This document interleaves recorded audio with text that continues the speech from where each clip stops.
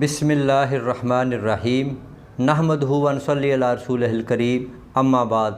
मेरे मोहतरम बुज़ुर्गों, दोस्तों, बहनों और मेरे अज़ीज़ साथियों, आज मैं आपके सामने जिस उन्वान के तहत पेश हुआ हूँ वो है शुगर। उससे पहले मैं आपसे अपना तारुफ़ करवाना चाहूँगा। मेरा नाम हकीम मोहम्मद अबैदुल्ला आरिफ़ है। आज मेरे दोस्तों, मैं इस उन्वान के तहत, इस टॉपिक के तहत आपके सामने पेश हुआ हूँ कि हमारे इर्द गिर्द माहौल के अंदर कैसे हम सेहतमंद ज़िंदगी गुजार सकें, कैसे हमारी लाइफ जो है वो बड़ी खुश व खुर्रम, बड़ी सुकून और इत्मीनान के साथ गुजरने लग जाए, और हम कैसे ऐसी एहतियाती तदाबीर इख्तियार करें और कैसे हम अपने मसाइल को आहिस्ता आहिस्ता कम करके एक अच्छी खुशगवार ज़िंदगी गुजारने के काबिल हो जाएं।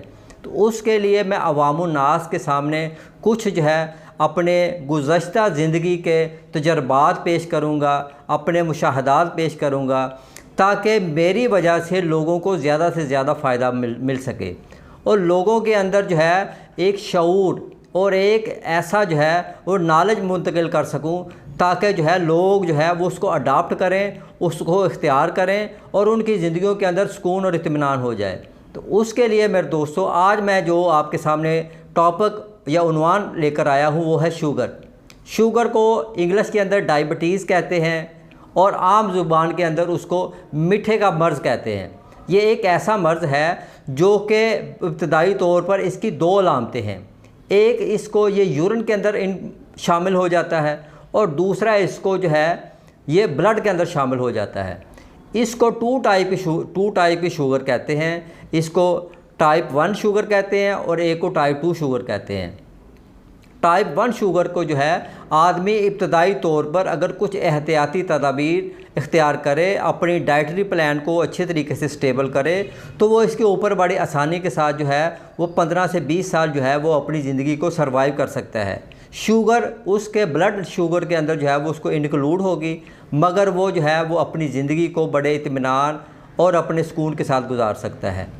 इसके लिए ये मैं एक मर्ज़ ऐसी बताऊंगा, ऐसा एक आपको नॉलेज दूंगा, ताकि ये मर्ज़ औरतों के अंदर, मर्दों के अंदर, बच्चों के अंदर, बूढ़ों के अंदर, हर एक के अंदर मुंतकिल हो रहा है और इसकी वजह से लोग जो है वो बहुत परेशान हैं। अब इसकी अलामतें क्या हैं वो मैं आपके सामने पेश करूंगा। इसकी अलामतें ये हैं कि हड्डियों में अक्सर दर्द रहती है, टांगों में, पिंडलियों में, कंधों में दर्द रहती है और जिस्म हर वक्त थका रहता है। तबीयत हर वक्त उकताहट वाली, बेचैनी वाली, घबराहट वाली रहती है और अक्सर इसका बीपी या लो होता है या हाई होता है, और उसको जो है उसकी कुव्वत बर्दाश्त कम हो जाती है कि वो खाना पीना जो है ना, वो ये कहता है कि मुझे अगर खाने को लिए ना मिला तो मैं जो है ना वो मुझे तकलीफ़ हो रही है। तो इसके लिए जो है कि कुछ चीज़ें जो है ऐसी मैं आपके सामने गोश गुजारू करूँगा, ताकि हमारी जिस्म की इम्यूनिटी पावर ठीक हो जाए, हमारे जिस्म में कुव्वत, ताकत, एनर्जी स्टोर हो जाए। तो उसके लिए ये जो है कि सबसे पहले मैं आपको एक ऐसी अहम बात बताने वाला हूँ जो कि 90% जो है, बल्कि 100% वो बिल्कुल दुरुस्त है। और वो क्या है? वो है रोज़ा, फाका। ये एक ऐसा अमल है जिसके ज़रिए से आदमी की जितने भी फाजल रतूबतें, फाजल मादे हैं वो इकट्ठे हो जाते हैं और जिस्म के अंदर जितने भी जो है अच्छे और कीमती अज्जा होते हैं वो उसके ब्लड के अंदर शामिल होना शुरू हो जाते हैं। फिर जिस्म में जो है कुव्वत, ताकत आना शुरू हो जाती है।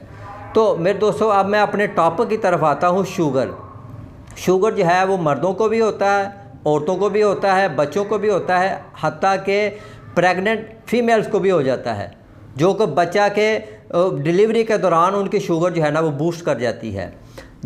तकरीबन 6 माह से बच्चे से लेकर 10 साल तक बच्चे को भी शुगर हो सकती है। और उसकी वजह क्या है कि उसका जो है लबलबा या उसकी पेंक्रियास या उसके गुर्दे जो है वो प्रॉपर तौर पर काम नहीं कर रहे होते, जिसकी वजह से जिस्म के अंदर जो है वो शुगर का लेवल बढ़ रहा होता है और जिस्म में अक्सर जो है थकावट रहती है, थकन रहती है, घबराहट रहती है, बेचैनी रहती है। तो उसके लिए क्या करना चाहिए? तो एक तो मैंने आपको बताया कि रोज़ा, अगर आदमी रोज़ा नहीं रख सकता तो वो फाका करे। फाके से मुराद क्या है कि एक खाना खाए और अच्छे तरीके से खाकर जो है अगला खाना जो है कम से कम 6 से 7 घंटे के बाद वो खाना खाए। और उसके अंदर ऐसी मुकव्वी चीज़ें इस्तेमाल करें जिसके अंदर जिस्म को नमकियात भी मिल रहे हो, जिस्म को कैल्शियम भी मिल रहे हो और जिस्म को विटामिन भी मिल रहे हो। तो उसके लिए मैं बेहतरीन आपको जो तजवीज़ करूँगा, सबसे पहले तो आप जो है आपका ब्रेकफास्ट है, अगर वो बूढ़ा है, अगर वो औरत है या मर्द है, वो उसके अपने ब्रेकफास्ट में मुरब्बा आमला इसका इस्तेमाल करे। ठीक है, उसको जो है ना 3-4 पीस अच्छे तरीके से धो के खा के उसके बाद जो है ना वो दूध पी ले या चाय पी ले। फिर दोपहर को खाना उसने खाना है, एक दिन ये खा ले, एक दिन मेवा बादाम यानी किशमिश और बादाम ये खाकर उसके बाद जो है वो दूध पी ले या चाय पी ले। फिर दोपहर को वो कोशिश करे काले चने का शोरबा, ठीक है, देसी मुर्गी का शोरबा या सब्ज़ी गोश्त का शोरबा, उसमें लहसुन अदरक हल्दी प्याज ज़्यादा डालें, देसी घी भी डाल सकते हैं, मगर आपने सालन ज़्यादा इस्तेमाल करना है, रोटी कम खानी है। सुबह शाम में आप ये दोनों सालन इस्तेमाल कर सकते हैं। और सुबह का आपका ब्रेकफास्ट वो हो गया आमले वाला और मेवे बादाम वाला। और उसके बाद आपने फलों में क्या लेना है, पपीता ले लें, आप अमरूद ले लें, खुबानी ले लें, आड़ू ले लें तुश वाला, खरबूज आलू बुखारा ले लें। तो ये चीज़ें जो हैं वो आपके लिए बेहतर हैं।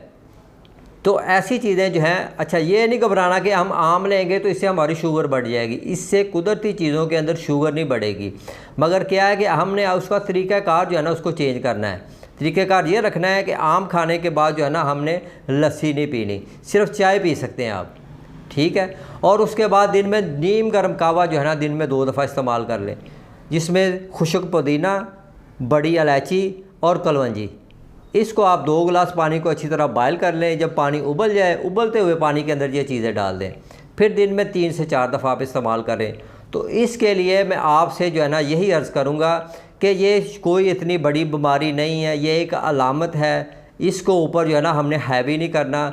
अब मर्दों के साथ इसका क्या मसाइल होते हैं, मर्द के अंदर जो है ना ये अक्सर जो है उसके आँखों के ऊपर पड़ जाती है, उसकी बिनाई कमज़ोर हो जाती है, या उसका जो है हार्ट के ऊपर पड़ जाती है जिससे हार्ट बीट उसकी जो है ना डिस्टर्ब हो जाती है, या उसके गुर्दों के ऊपर पड़ जाती है और उसके गुर्दे कमज़ोर हो जाते हैं, जिससे उसको जो है ना सेक्सुअल पावर वो उसकी कमज़ोर हो जाती है, जिससे वो वीकनेस महसूस करता है, वो हक़ ज़ौजियत अदा करने के वो अपने आप को काबिल नहीं समझता।